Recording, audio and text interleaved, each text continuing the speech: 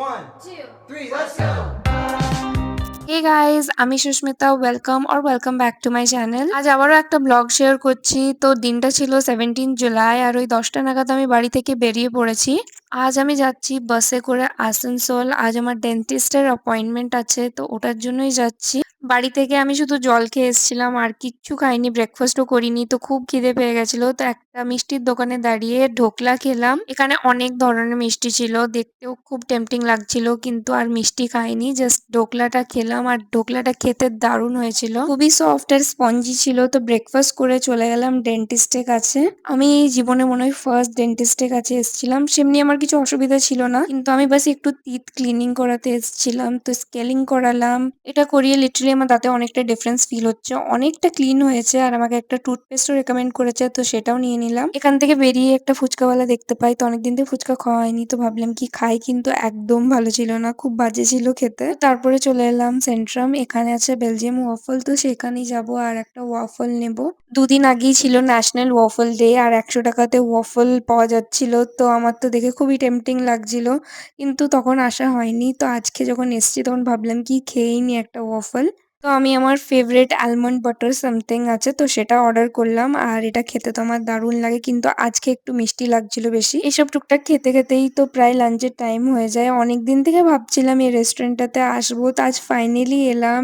দি break house, এখানে আমার অ্যাম্বিয়েন্সটা দারুণ লেগেছে, খুবই minimal but looks really really pretty. জায়গাটা খুবই মিনিমাল আর এস্থেটিক। এখানে বিভিন্ন ধরনের কুজিন আছে, তো আজকে ভাবলাম কিছু নিউ ট্রাই করব।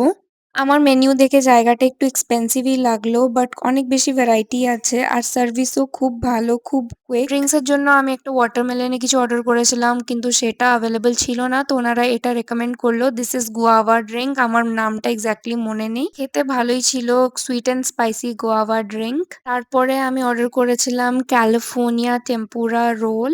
এটা সুশিও বলা যেতে পারে বা গিম্বাপ। এটা আমি ফার্স্ট টাইমের জন্য ট্রাই করছি, আর আমি খুব এক্সাইটেড ছিলাম টু ট্রাই দিস, বাট আমার এটা একদমই ভালো লাগেনি। খেতে খারাপ ছিল না, কিন্তু ফ্লেভার্স গুলো আমার কমফোর্ট জোনের বাইরে ছিল। এটা বানানো হয়েছিল স্টিকি রাইস, নুরি শিট আর চিকেন দিয়ে, আর উপরে কি ছিল সেটা আমি জানি না।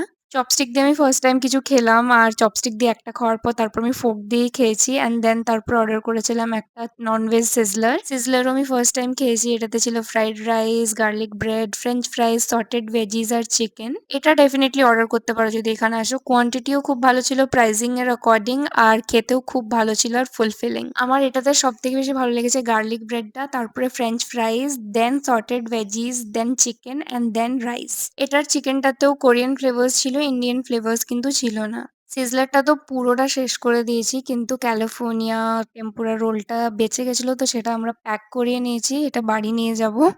লাঞ্চ শেষ, এবারে আমি বাড়ি ফিরছি, পেটটা একদম ভরে গেল। তারপর তাসানতুল থেকে আবার নির্সা অব্দি বাস নিয়ে বাড়ি ফিরলাম। That was it for my blog. Do like, share and subscribe.